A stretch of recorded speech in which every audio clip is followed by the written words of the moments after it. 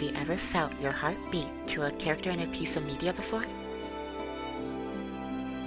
The sparkly feeling across your entire body, thoughts overwhelming your mind, fantasies escaping the prison cell far in your brain. Have you ever looked at a character and went, wow, they are so hot? Yeah, we probably all have at least once. Beautiful girls, sexy men, cute non-binaries. We all have a taste. Some characters just hit the right spots and we might not even know why. Sometimes to a point where it makes you completely question yourself. I'm a lesbian, but for some odd reason, these beautiful fictional men have me in their grip. Why is that? Who knows exactly? But in this video, I would like to go over my personal attraction to specific male characters from video games. This is not a list that everyone will agree to, as my tastes in fictional men are very, interesting. But that's part of the fun of making this, because everyone who watches will get to judge me and rank their own. Hell, some people might not even care for fictional men in the slightest, and still have some fun making fun of an autistic girl. And that's fine.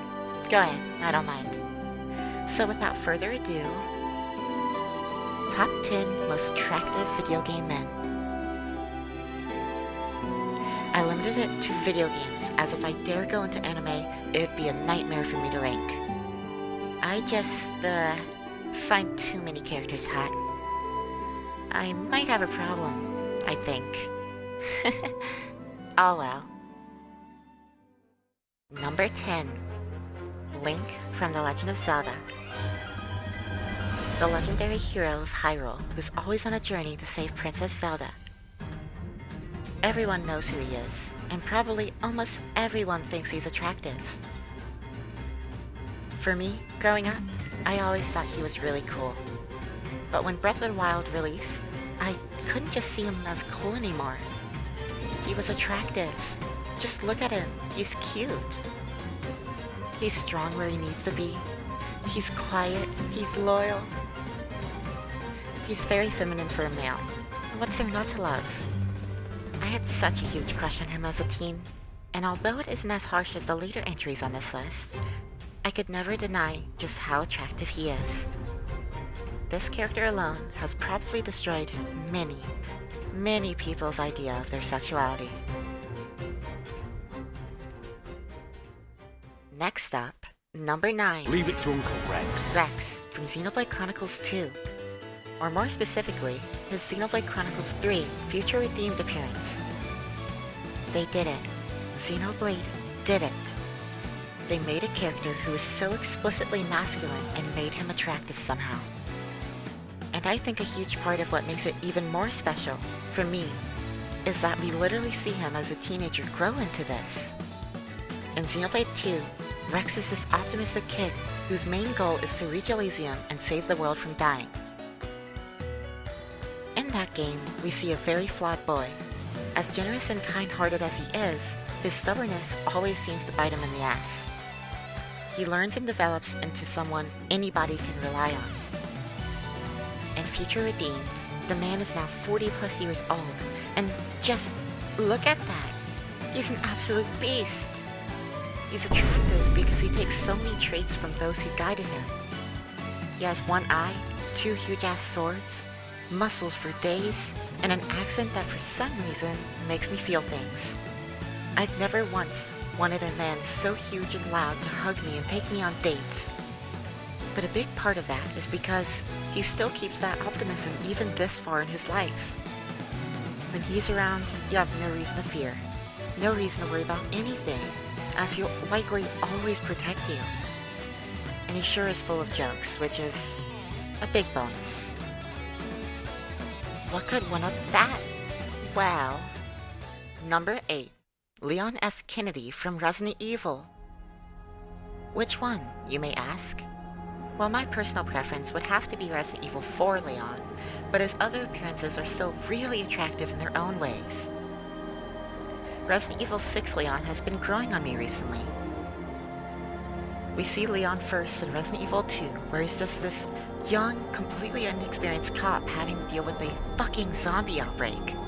I always feel so bad for him seeing what he deals with.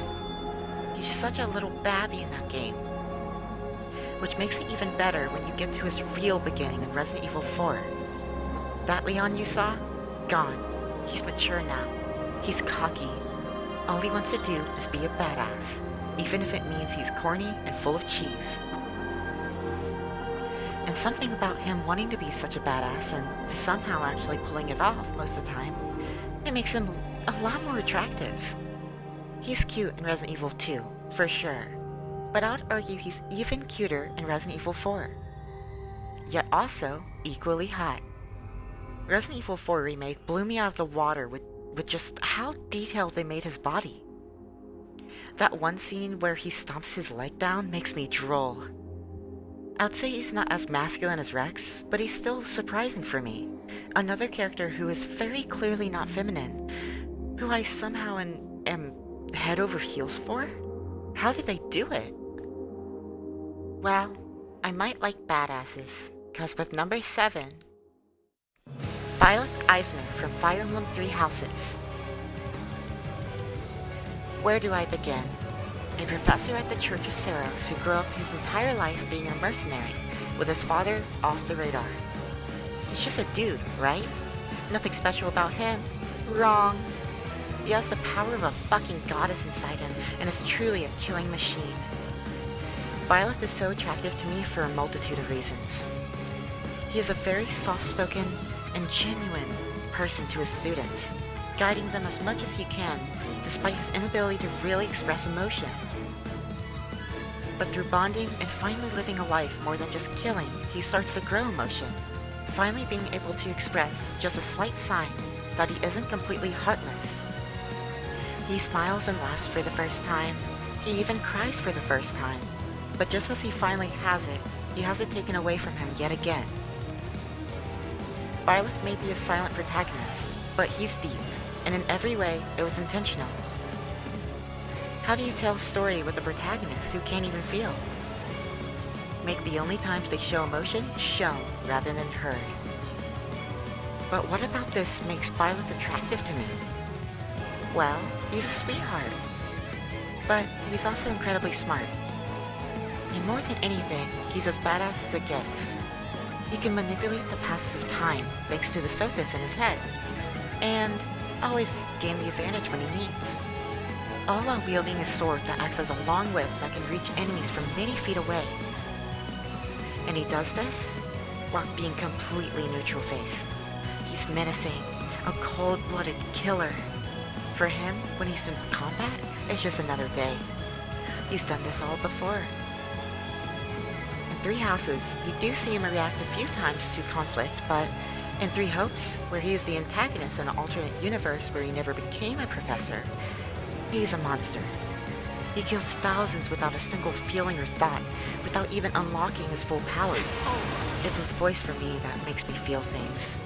It's comforting at times, but equally scary. So I'm like, really into him. But we can go even further. Cold-blooded killers are clearly attractive, cause number 6 is Sephiroth from Final Fantasy VII.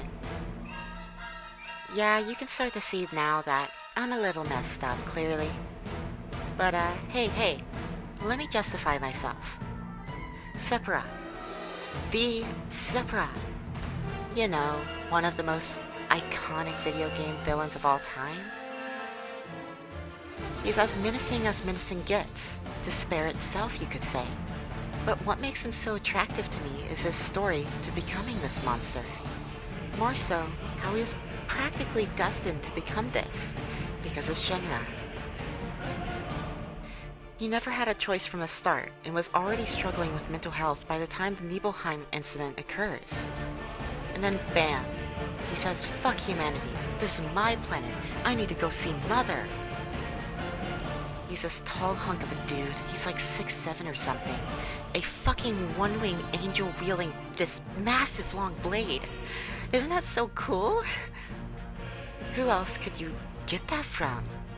well, that doesn't actually explain why. I like him like this, I guess, but for me, I think other than his beautiful looks, it stems from the way we see him treat Cloud. He manipulates him the entire series of Final Fantasy VII compilation, but in Advent Children in the remake series, he treats Cloud so gently. He becomes obsessed with him. The way he holds him in scenes, plays with him, the way he's so clearly evil, yet it's so comforting somehow. He doesn't yell to get his way, and I think that's what sets him apart. But also, let's be honest, who isn't drooling at this man when we see him in Nibelheim? He was just this famous war hero, crowded by fans and cameras, who genuinely seemed like such a caring, nice dude. Seeing that crack? It's pretty awesome. Sorry for my autism. But what could be better than him? Why? Number 5. Like I give Cloud a Strife shit. himself, of course. Now that we're halfway through the list, we're getting to my biggest fictional crushes. These men just make me feel so many things. And these 5 in specific are so hard for me to rank in order, so I'll advise that really all of them are about equal to me. Cloud Strife has been a fictional crush of mine since I was little. He was always just the ideal male, honestly. Why? Well, he's not particularly feminine, but he's not overly masculine. He's an asshole though, and something about that makes me like him more. Because in reality, he's actually a softie, a complete dork, and is just trying super hard to be cool. The cracks show all the time, and it's always super cute. I love seeing him be poked at, the other characters finding what makes him tick. While playing Rebirth, I couldn't stop taking screenshots of him. Especially when I got his beach suit. I might have said some, really interesting / concerning things on Twitter. But oh well. Cloud's an edgy hero, but he's flawed. Extremely flawed, where it makes him far more attractive than someone who is completely perfect. He generally struggles with mental problems throughout Final Fantasy VII, and it makes him feel so real. His personality aside though, just take a look into his absolutely captivating eyes. Those Mako eyes could do anything to me. He'd be a struggle to date due to his issues, but he really would be a sweetheart, I think, as shown in the way he interacts with Aerith and Tifa. Cloud can be considered emo, but what if we turn it up a notch? Number 4. Shuichi Sara from Danganronpa V3. Oh, Shuichi, my everything. Shuichi Sara is what I said about Cloud. Not particularly feminine, but not overly masculine. However, with him, it's even more profound. He has as neutral gender as it gets, it usually feels. Even his design was intentionally meant to be a middle ground. However, he is still considered male in the game, and it makes it even more appealing to me as the game makes it so open that he could be either a trans man or a closeted trans woman. Either way, he's perfect. He's this detective that completely lacks confidence at the beginning of the game, who has all this ability, this intelligence, but severely undercredits himself and thinks he's not all that. He's really a sweetheart though. As shy as he is at the beginning, he really is scared of most interaction. But eventually he opens up. After a specific event in the story, he starts to take control and slowly but surely become more confident. Become a leader for once. His growth is so genuine. It feels so natural. And it means everything to me when I see him finally open up, make friends, try to protect such friends, and fight for everyone's lives. He's so pretty. Huh? I love his voice. What? How he handles talking to people. How awkward he is. How every girl always seems to take over any conversation with him.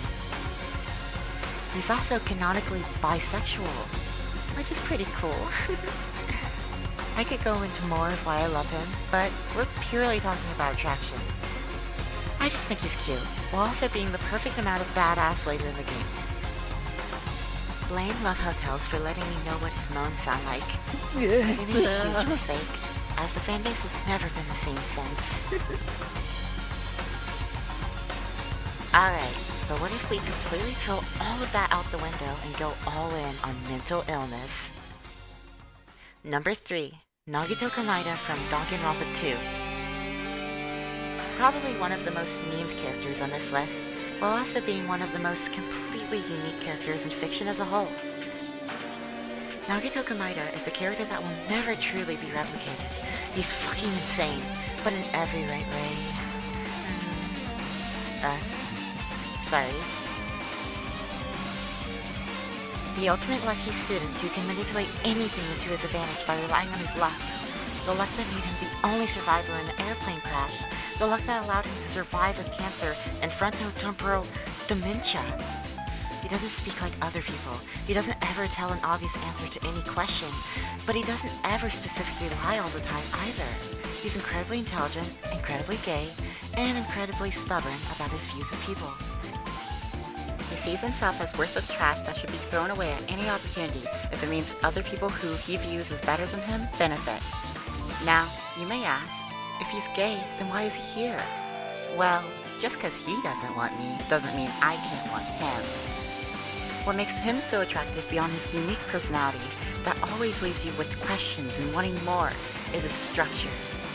He's tall, always wears a torn up coat, and has the most wacky white hair ever. But it's so appealing to me. I think it's always his chest and his specific poses that make me feel things for him. Combine that with his voice, where countless times he's cocky and an asshole in such a way that's nothing outright mean. He's just so good at knowing what hits people, or, when he needs to, shut people up. I won't speak more about what he does in the game, as I don't want to be a complete spoiler blowout. But, if anyone has played the game, yes, everything he does there only makes him hotter. Kill me.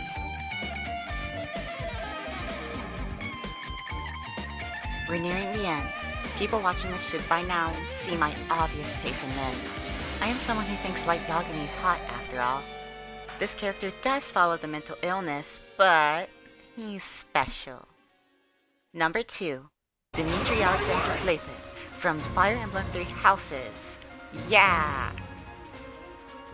Dimitri, out of anyone on this list, would probably be the most ideal, perfect man to marry and die with. He's everything I like in men. He's mentally fucked, he's haunted by his past, borderline schizophrenic, hearing dead people guide him around. His only goal upon arriving at Garrick Mach is to seek revenge for who killed his entire family, among other things. But you never see this usually, as he's the most kind, caring soul in your entire group, always looking out for you and his friends. Until eventually he snaps and bam! Hot meter goes up. He just casually can crush a human skull in his hands. And there, he becomes a beast, a boar as Felix would say, murdering thousands just wishing something would take him down. He loses an eye, this makes him hotter, and becomes ruthless, like a completely different person. But deep down, he still has a part of him that wants to let go and be free from this hell. He just feels it's too late, he's too far gone. You as Byleth guide him to grow, rather than give up on him. And eventually, he becomes a king that leads a nation better than anyone. His views are almost identical to the antagonists. However, he wishes to find an outcome that leads to less casualties and longer-lasting effects to society. Dimitri's personality, his trauma, and how it affects him. His growth despite his morally wrong actions, his beautiful voice, everything about him is perfect to me. He's not evil, but he's an amazing representation of what trauma can turn someone into without the help they need. But as for looks, in Time Skip, he's over 6 feet tall, with the biggest chest you'll ever need to put your head on, while having a waist that screams, "Hold me!" Whether he's feral or his kind-hearted self, he's what I'd want. Yes, even knowing that he likely did not shower once for 5 years. What he says to Byleth at the end of the game, if you choose to marry him, is by far the most romantic thing ever, far beyond any other character could say. That's what I'd die for. But now, we're at number 1. I say all this stuff about these other characters, so who could possibly be this? Well, this is definitely a recency bias thing, potentially. But before I get into that, here's some honorable mentions for video game men I find attractive.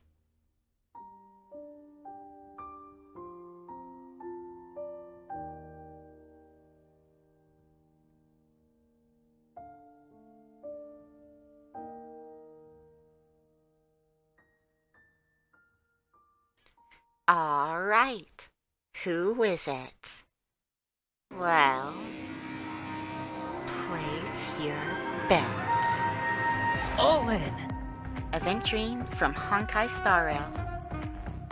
Listen, just look at his eyes. His beautiful blonde hair, his chest window, his smile. I never thought we would ever get another character in fiction that's remotely similar to Nagito. And although I am still correct, there has never been any character who has actually completely replicated him. This character right here is as close as we'll ever get. But instead of pure mental illness, we get the same package of mind games, but in a lot more genuine person. He's a liar, yes, but he doesn't lie to make other people suffer. He just wants to die, to finally have freedom after being a slave for his entire life and losing his family. There's a very common theme in the men I find attractive. I love cocky bastards. I love tragedy. I love playfulness. I love a little bit of crazy.